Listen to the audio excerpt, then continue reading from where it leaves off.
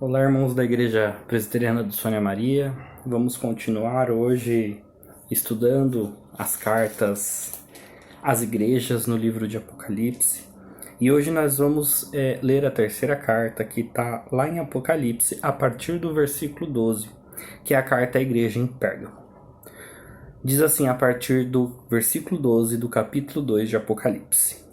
Ao anjo da igreja em Pérgamo, escreve: Estas coisas diz aquele que tem a espada afiada de 2 gumes. Conheço o lugar em que habitas, onde está o trono de Satanás, e que conservas o meu nome, e não negastes a minha fé.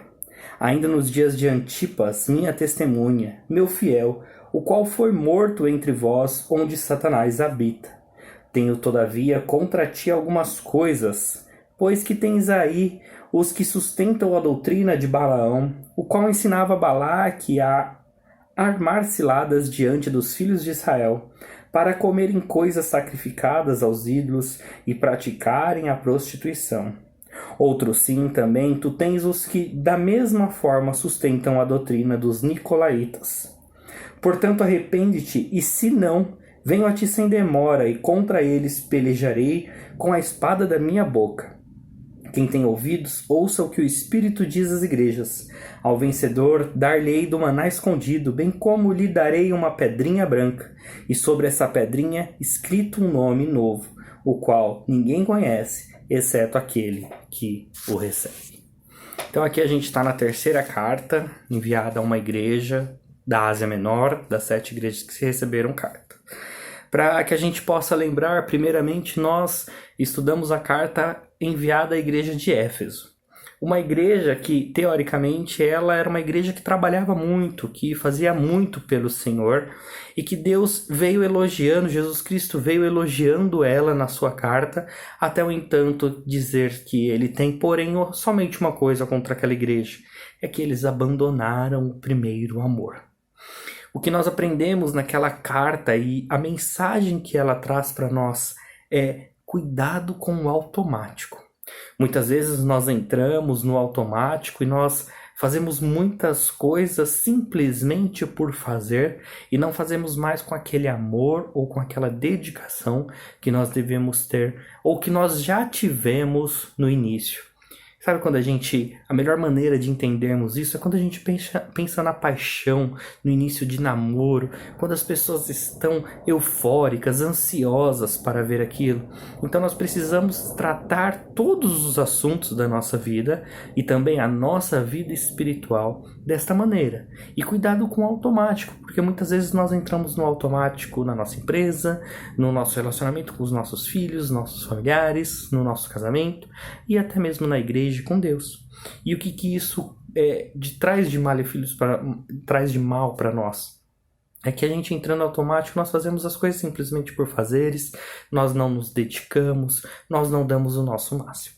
Então, a mensagem da carta de Éfeso era: cuidado com o automático, cuidado porque com o tempo você pode estar fazendo algumas coisas simplesmente por fazer. A segunda carta, então, que nós tivemos, que está aqui a partir do versículo 8, que é a carta à igreja de Esmirna. Essa era uma carta que aparentemente é uma igreja espiritualmente maravilhosa. É uma igreja que Deus elogia ela. Porém, Deus fala para eles que, mesmo eles sendo fiéis, mesmo eles continuando serem tão uma bênção onde eles estão, que Jesus Cristo apresenta em sua carta que eles eram pobres, que parecia ser uma igreja muito humilde, mas mesmo assim eles eram ricos espiritualmente porque eles eram muito fiéis. Deus traz para eles uma mensagem não tão fácil, e uma mensagem dura, uma mensagem de que virá lutas, virá tribulações. Então a mensagem que nós aprendemos com aquela igreja de Esmirna é que quando a resposta de Deus ela é contrária àquilo que esperamos, ou quando a resposta de Deus é não. Quando a gente começa a ler a carta de Jesus Cristo àquela igreja, nós pensamos ou esperamos, o que é muito comum na nossa atualidade, é que Jesus viesse com uma mensagem de eu vou fazer você grande, eu vou derrotar os seus inimigos, você dará a volta por cima. Mas a mensagem de Deus não é essa. Não é o que nós esperamos aquilo que vem. O que Jesus Cristo fala naquela carta para aquela igreja é: continue sendo firme, porque tribulações virão, porque Satanás ele irá trabalhar contra vocês, vocês serão presos, serão perseguidos. E ele fala assim: sede firmes até a morte. Até a morte será difícil, até a morte será tribulação. E muitas vezes nós pensamos: mas Senhor, eu sou fiel a Ti, e tanta coisa ruim acontece comigo. Por que será que as coisas ruins estão acontecendo comigo? O Senhor parece que não cuida de mim. E nós vemos aqui, através desse exemplo de Jesus, dessa mensagem que ele mandava àquela igreja, que muitas vezes o fiel ele vai ter perseguições até o fim. Ele terá perseguições, dificuldades até os últimos dias. E ele fala assim: sede firmes, continuem firmes, mesmo estando difícil, mesmo passando por tribulações, porque vocês verão a glória maravilhosa que é viver no céu com Cristo. E é isso que Deus, é isso que Jesus Cristo promete para eles. Continuem, será difícil, mas vocês terão uma bênção futura maravilhosa. Então, se você tem às vezes esse sentimento falando: Senhor, eu sou fiel, mas mesmo assim as coisas parecem não melhorar, a tua graça te basta. Que você realmente volte os seus olhos a Jesus Cristo e fale: Senhor, a maravilhosa bênção, a eternidade, a glória, toda a bênção do teu amor para mim me basta. Mesmo que aqui nesta vida seja difícil. Nós como cristãos devemos fazer isso. Então, na primeira igreja nós aprendemos para o nosso dia a dia cuidado com o automático. Cuidado como você está fazendo as coisas. Na segunda carta, nós aprendemos que mesmo sendo fiéis, as tribulações, as perseguições virão e que nós devemos ser firmes até o final, porque a graça de Jesus deve bastar para nós. Então agora nós entramos aqui, a partir do versículo 12, na carta à igreja de Pérgamo. E a mensagem que eu quero deixar para vocês dessa igreja é: Deus conhece as nossas lutas, as nossas dificuldades. Mas mesmo Ele conhecendo as nossas lutas e as nossas dificuldades, Ele exige de nós santidade e arrependimento. Cuidado com as influências externas, as influências que estão à nossa volta. Tanta influência de outras doutrinas e de falsas doutrinas prejudicaram e adentraram a igreja de Pérgamo, causando uma controvérsia espiritual. O que Jesus apresenta no início aqui é que era uma igreja que ela tinha uma vida espiritual muito boa. Conheço o lugar em que habitas e onde está o trono de Satanás. Essa igreja ela ficava na Ásia e ela tinha uma das maiores bibliotecas da época, né? Era um lugar de muito estudo. E também ela tinha um trono a um deus, a vários deuses, ao deus Júpiter, a imperadores romanos. Também eles adoravam Zeus, eles adoravam Atenas.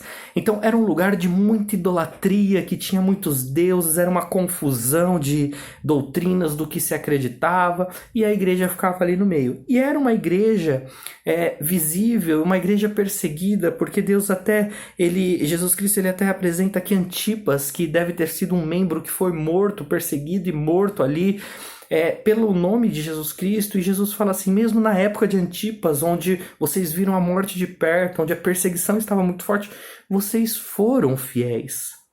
Só que eles estavam inseridos numa cultura com muitas influências, e o que Jesus vem falar para eles é assim: vocês com o tempo permitiram que essas influências adentrassem a igreja de vocês.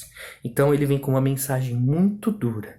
Eles falam assim: eu entendo que é difícil o ambiente que vocês estão, mas eu preciso de santidade e vocês devem ter santidade. No versículo 16, então, ele fala: Portanto, arrepende-te. Arrepende-te. Ele vai citar Balaão aqui, que a gente vai ver lá em Números a história deles, onde a gente vê que o povo de Israel, antes de entrar na Terra Prometida, eles participaram de uma festa com Balaque, onde houve muita prostituição, muita idolatria, e Deus mandou uma praga no povo de Israel, matando muitos israelitas naquela época, por eles terem participado. E eles estão falando, vocês estão deixando toda essa idolatria, toda essa imoralidade sexual que há na cidade de vocês, influenciarem a igreja de vocês. Então, arrependa-te. É o momento. Jesus Cristo está avisando para aquela igreja. Vocês precisam se arrepender. Se não, e ele vem muito duro, venho a ti sem demora. Contra eles pelejarei com a espada da minha boca. Quando a gente olha para o início, onde Jesus Cristo se apresenta, as cartas sempre vêm assim, ele se apresenta, sempre fazendo uma referência à imagem do capítulo 1, que João vê Cristo glorioso naquela imagem. Então ele vem falando que quem está mandando esta mensagem, a igreja de Pérgamo, é aquele que tem a espada afiada de 2 gumes na boca. O que nós podemos aprender com este versículo? E aí no final, depois dele elogiar, ele sempre faz o elogio e depois ele faz o que precisa ser mudado, ele vem trazendo a promessa que ele fala ao vencedor no versículo 17, dar-lhe-ei o maná escondido, bem como lhe darei a pedrinha branca, e sobre essa pedrinha escrito um nome novo, o qual ninguém conhece exceto aquele que o recebe. O que nós precisamos aprender? Nós vivemos numa cultura onde nós podemos dizer que o trono de Satanás está aqui. Ou seja, o que é a referência do trono de Satanás? É uma cultura onde nós temos muitas influências, muita idolatria, muita imoralidade sexual. Parece que o ambiente que nós vivemos hoje é exatamente o ambiente que esta igreja vivia. E Deus está falando, eu entendo que é difícil, eu entendo a sua luta por se manter santo, eu entendo que é difícil vocês tomar cuidado com essas influências, mas vocês estão deixando a influência entrar dentro da igreja. Cuidado com as influências do mundo e o que elas estão fazendo na nossa vida.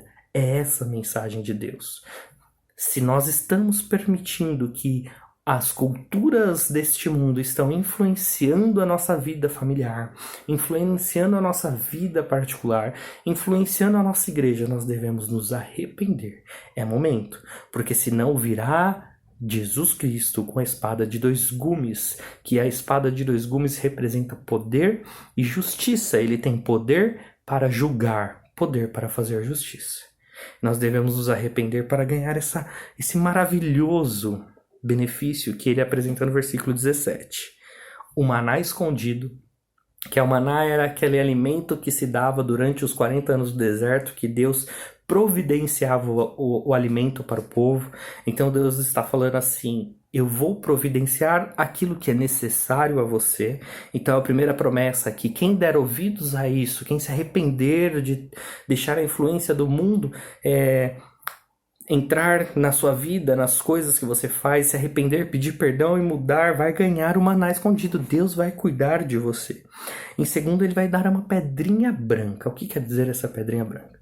Na cultura daquela época, todo preso que era inocentado, ele ganhava uma pedrinha branca para mostrar que ele estava inocentado. Ou o escravo, quando ele era liberto, ele ganhava uma pedrinha branca. O Império Romano também, quando tinha um grande evento e precisava de um ingresso para saber quem podia e quem não podia entrar naquele local, as pessoas ganhavam uma pedrinha branca e elas tinham que apresentar a pedrinha branca para poder entrar nesses locais. Então essa pedrinha branca, ela representa pra gente o quê? Nós somos inocentados pelo nome de Jesus Cristo. Nós somos libertos do pecado por Jesus Cristo. E nós ganhamos o direito de entrar na presença do Pai. Então nós queremos essa pedrinha branca. E essa pedrinha branca, ela virá com um nome que só quem recebe conhece. Aqui é a bênção do segundo nome. Quando a gente vai para a Bíblia, a gente percebe que Abraão, Sara, todos eles ganharam nomes. Pedro também, Paulo, que era Saulo. Então todos eles ganham o segundo nome de Jesus Cristo, que representa o que é uma nova vida, uma nova maneira, então, de se portar a partir daquele momento que eles estiveram com Deus. Então, nessa pedrinha terá o nosso nome perfeito, que é o nome da transformação, o nome dado por Deus a nós. Que Deus, então, abençoe vocês.